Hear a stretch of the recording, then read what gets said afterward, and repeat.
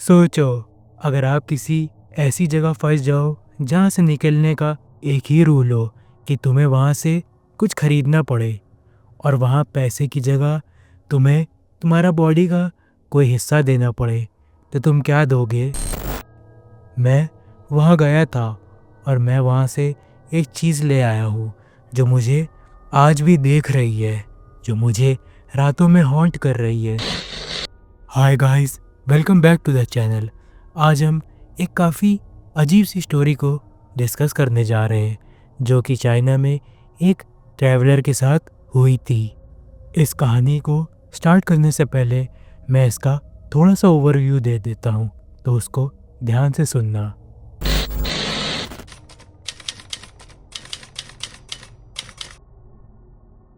मैंने एक ऐसी जगह देखी थी जहाँ बाज़ार में पैसे नहीं चलते थे। वहाँ चीज़ें खरीदने के लिए लोग अपना शरीर देते थे, खून, हड्डियाँ, आँखें, यहाँ तक कि अपने प्राइवेट पार्ट्स भी। और जब तक तुम कुछ खरीद नहीं लेते तब तक वो जगह तुम्हें वहाँ से जाने नहीं देती। आज भी मेरे ऑफिस के कोने में एक पुराना स्कल रखा है शेल्फ पर, मेरी आंखों के थोड़ी ऊपर। मैं काम करता हूँ जब भी ऑफिस में, तो मुझे हमेशा लगता है कि जैसे वो मुझे देख रही है।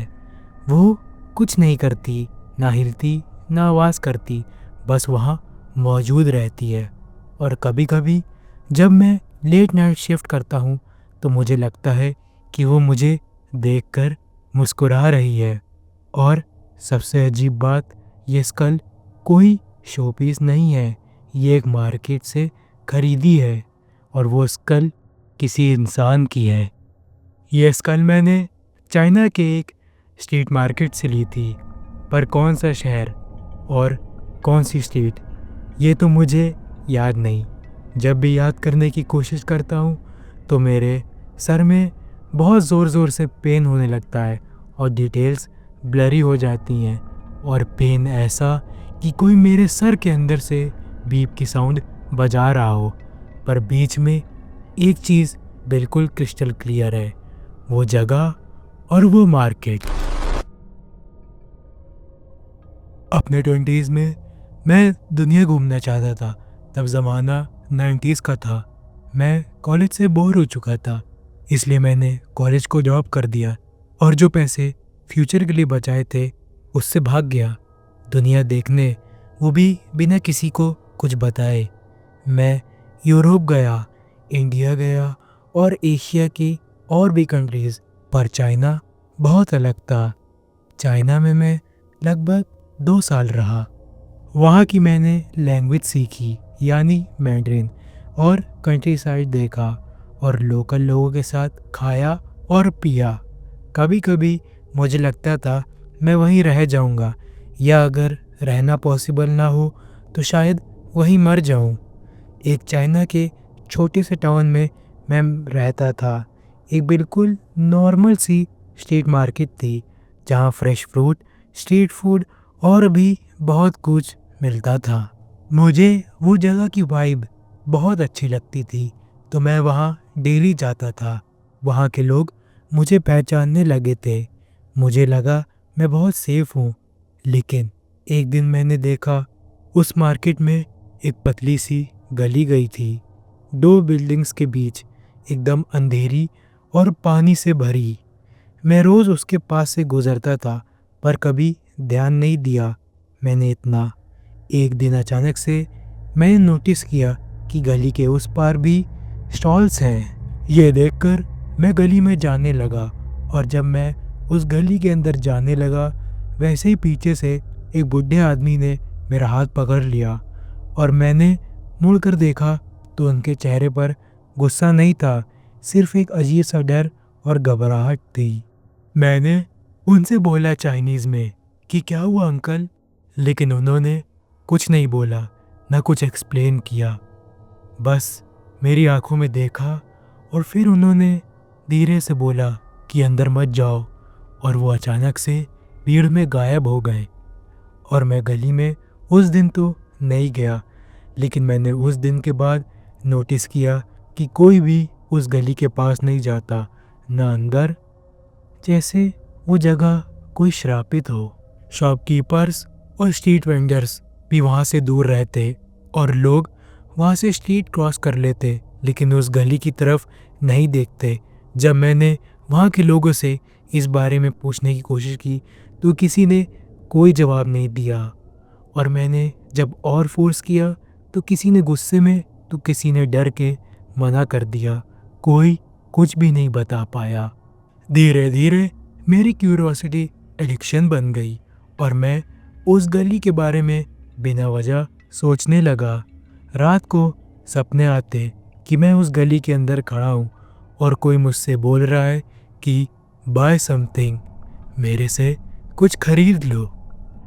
एक दिन मार्केट काफ़ी बिजी थी और कोई ध्यान नहीं दे रहा था, तो मैं क्यूरियोसिटी में आके उस गली में घुस गया और अंदर जाते ही सारी आवाज़ें बंद हो गई मार्केट की, और मार्केट में लोगों की, वहाँ का शोर शराबा सब बंद, जैसे मैं कोई और ही दुनिया में आ गया हूँ।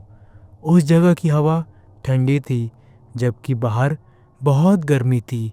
कुछ कदम चलने के बाद गली ख़त्म हुई और मैंने देखा मैं एक और मार्केट में आ गया, और वो मार्केट बिल्कुल पहले जैसी थी। सेम टेंट्स, सेम स्टॉल्स, सब कुछ सेम था वहाँ पर, बस कस्टमर्स कोई भी नहीं थे। वहाँ पर सिर्फ शॉपकीपर्स थे और सब मुझे ही देख रहे थे जैसे मैं कोई शिकार हूँ। और उनकी आंखों में एक बहुत अजीब सी भूख थी, और वो भूख ना तो पैसों की थी ना तो खाने की, बस एक बहुत अजीब सी भूख थी जो मैं एक्सप्लेन भी नहीं कर सकता।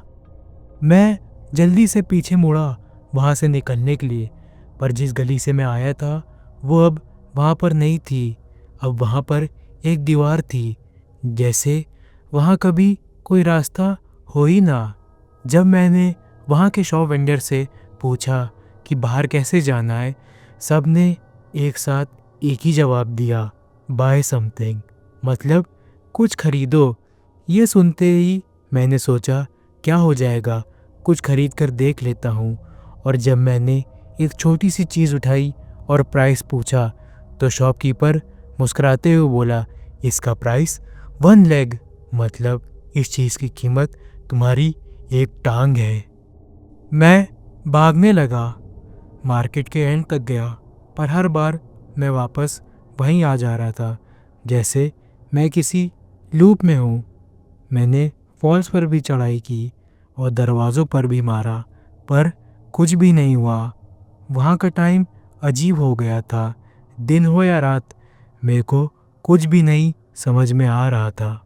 मैं सरवाइव करने के लिए स्टॉल से खाना भी नहीं खा सकता था, क्योंकि वहाँ उसका भी प्राइस तुम्हारी बॉडी का कोई पार्ट था।